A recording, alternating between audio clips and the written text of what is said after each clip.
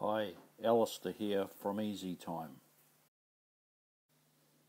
Today I'm going to hook up my Elgato video capture card to my Betamax video recorder and connect it to the computer and record the movie.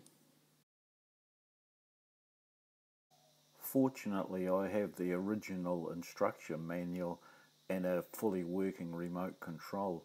But the most important thing at this stage is to get the video cleaning tape and run it through the machine so that you get a nice clear image and clear audio.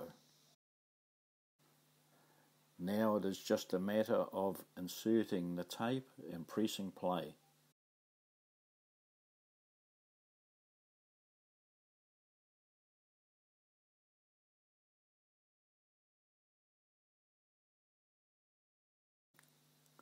The Elgato video capture is connected to the computer.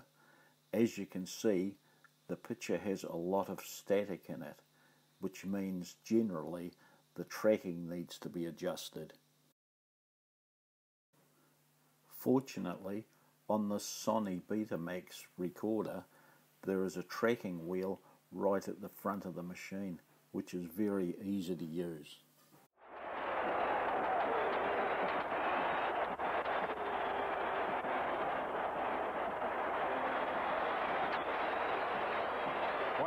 What a great sight it is at the Melbourne Cricket Ground at the moment for the 1982 Grand Final. There's the Carlton banner, and of course these kids of the cheer squad of both teams, let's say right throughout the entire 12 teams of the league, they do a magnificent job to create this atmosphere. I don't think that I've seen the ground looking better for the last few years, and of course everybody's ready now for this big clash between these two great sides, Richmond and Carlton. And at this juncture of the afternoon to Bob Skilton, the triple Brownlow medalist. Bob, this is a tremendous atmosphere, isn't it? Thanks very much, Lou. And you really never, ever, I might use the expression, get sick and tired, or do not get wrapped up in the atmosphere of the VFL Grand Final. And it is no different today. And I think probably even more so in respects when you look at the two sides. Richmond have to be favourites because there is advantages of having the rest after 22 consecutive games.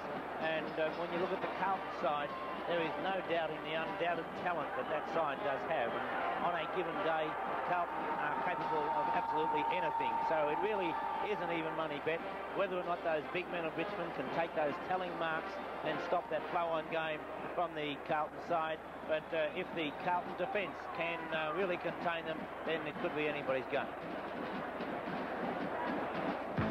Getting ready to go out on that ground and how the adrenaline would be really flowing. Yes, Lou. I don't think there has never been a more envious man in Australia than myself on days like this, because never having the good fortune to participate in a grand final, I come along year after year and am absolutely envious of those 20 players in each side that are fortunate enough to take place in that team. And looking back at those last two premierships, Richmond in 1980, Carlton in 1981. Three players out of Carlton's side from last year, Scott Howell, Greg Wells and David Mackay. Out of the Richmond side in 1980, Michael Malthouse with injury, Terry Smith, Mount, Francis Burke, of course, Monteith and Cream. But let's have a look, Pete.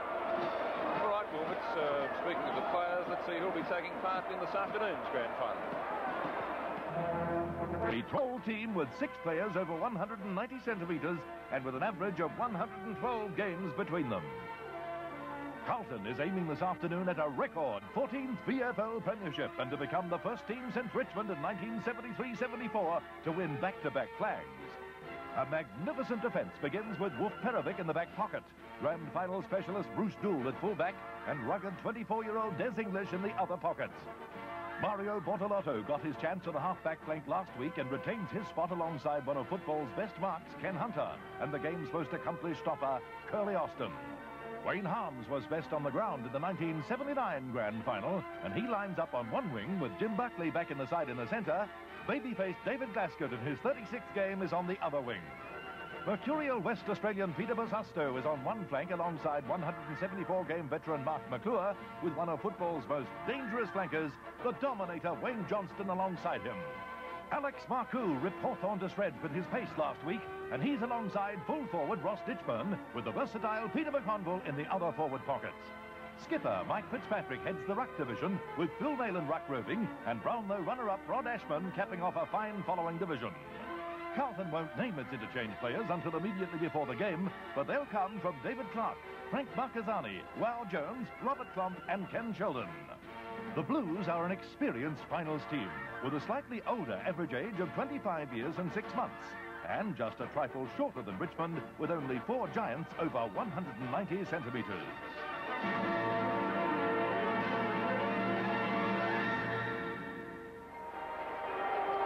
As I predicted in their opening this afternoon.